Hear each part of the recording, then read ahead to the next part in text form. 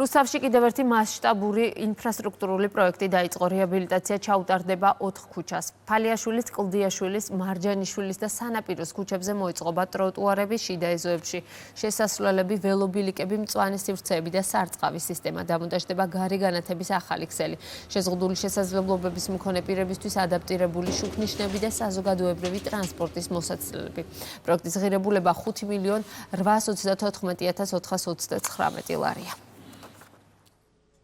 მოსახლეობის მხრიდან იყო საკითხი, რომ ამ ქუჩაზე რაც შეიძლება სწრაფად დაგვეწყო სარეაბილიტაციო სამუშაოები, რომელიც გულისხმობს საფეხმავლო ნაწილის მოწყობას, განათების სისტემის დამატებას. პროექტის ფარგლებში ასევე მუშაობთ GVP-სთან ერთად და ვცდილობთ, რომ ვადებში და ხარისხიანად დავასრულოთ პროექტი. ინფრასტრუქტურული პროექტი მოიცავს 35,000 კვადრატულ მეტრ ფართობზე საგზაო და საფეხმავლო ბილიკის რეაბილიტაციის. პროექტის ფარგლებში მოეწყობა ახალი სანიაღვრე ქსელი, გარეგანათების ქსელი, ასევე მოხდება შიშრომო პირებზე ადაპტირებული შუქნიშნების მონტაჟი.